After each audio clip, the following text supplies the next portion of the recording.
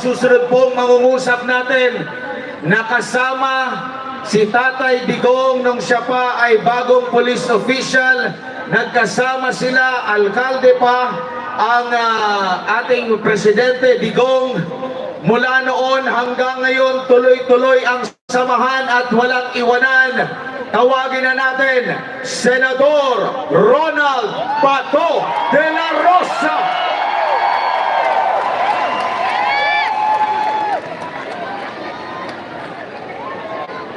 Magandang gabi sa ating lahat! Sa totoo lang, ako'y nahihiyang magsabi sa inyo o iinganyuhin kayo na magsabi na bring him home. Dahil in the first place,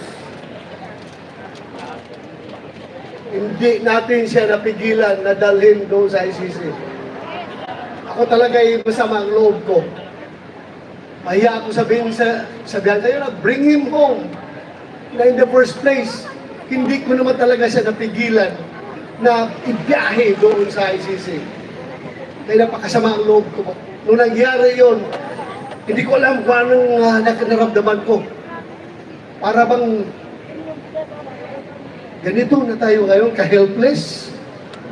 Sarili nating pulis ang magdadala ng ating dating presidente, piliting isakay sa aeroplano para ibiyahe doon sa The Hague, Netherlands. On what basis? On what basis? Oh, palaging sinasabi ni President Marcos, hindi namin nirecognize ang ICC kasi hindi natin membro. Hindi kami nagko-cooperate sa ICC. Anong ginawang rason ni Pangulong Bongbong Marcos? Interpol! Bullshit! Interpol! Ako! Naging chief PNP ako! Alam ko ano ang papel ng Interpol sa mundo! Huwag niyo akong lukuhin!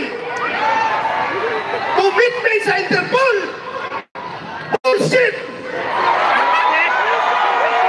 Interpol! Presidente ka! Presidente ka ng Pilipinas!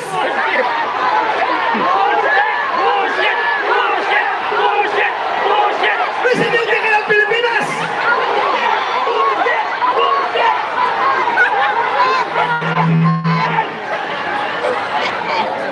Presidente ka ng Pilipinas! Magpaprison ka sa Interpol? Ha? Pero ang lumalabas, mas gigil na gigil, mas atat na atat sila kaysa Interpol, kaysa ICC.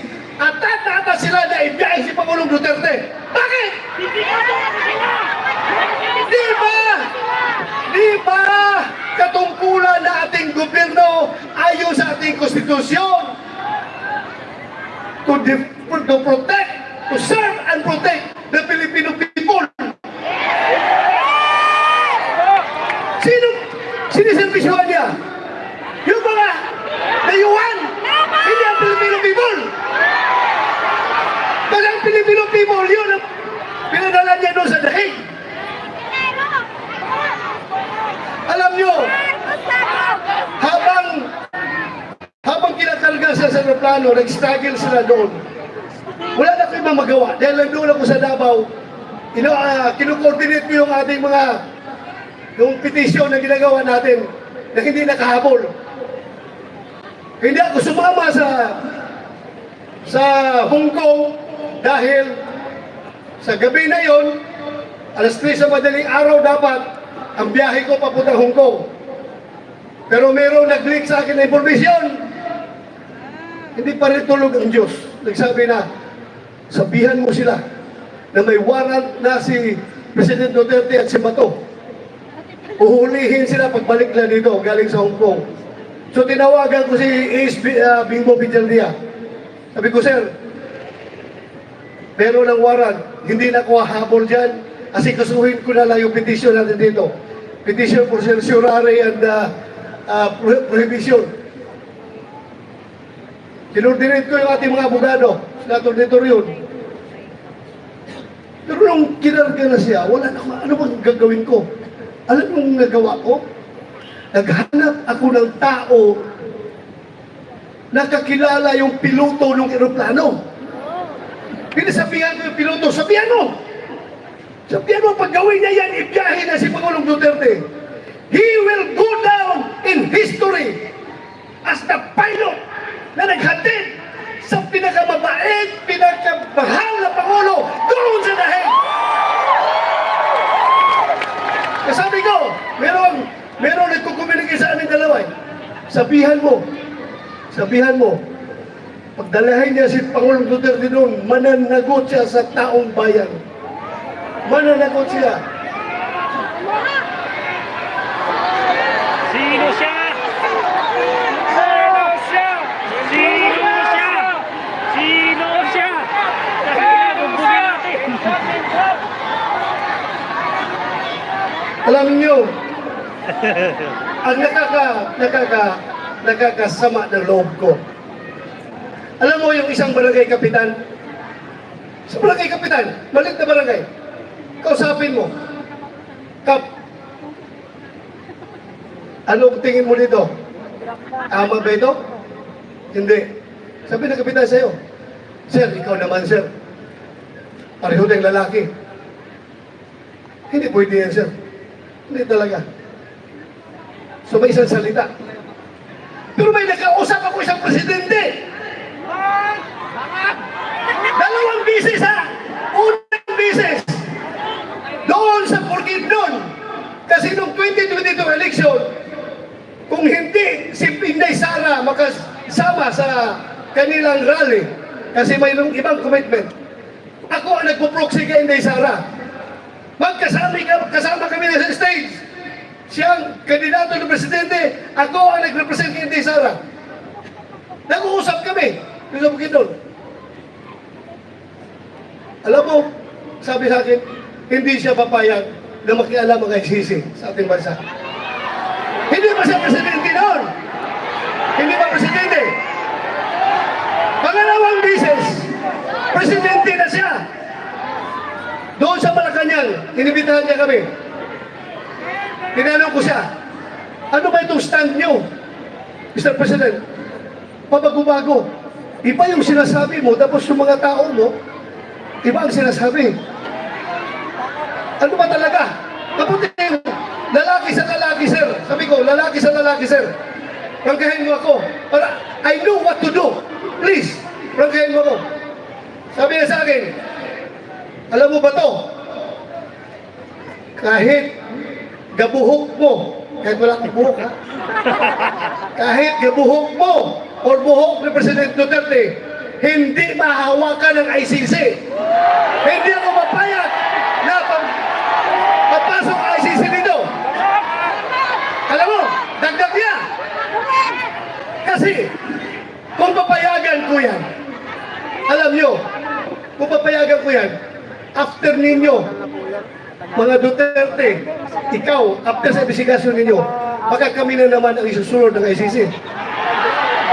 So, naniwala ako. Pero bakit ngayon, yung nagkahiwalay ang unity, bakit biglang nagbago?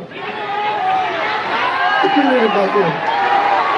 Halata na itong lahat, ang ugat nitong lahat, ay kasakiman sa poder ng gobyerno. Ayaw nila nun papalit si Vice President Inday Sara sa 2028 para maging presidente. Sinimulan nila yan sa People's Initiative. Doon nagsimula. Nagka-litsin-litsin ang Pilipinas. Ngayon, anong nangyari? Saan pupunta ang Pilipinas nito? Wala. Not very much divided. Mabuti sana kung ang division ay 50-50. Ako, hindi ako statistician, pero alam ko, ang division ay nasa 80-20. 80 tayo, 20 lang sila!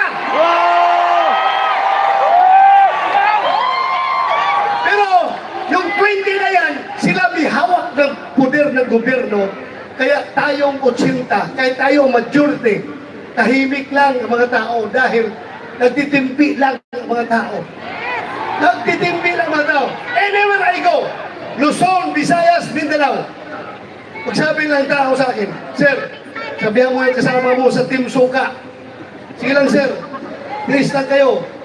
Basta kami, sir, alam namin what to do. Alam namin, sir. Basta kami, makita na lang natin sa baluta kapag kami bumuto. Magugulat na lang kayo kung anong magiging resulta. Ako naman naniniwala. Dahil hindi man ako nakiusap sa kanila. Hindi ako nakiusap sa kanila. Sila kusang loob na lumapit sa akin.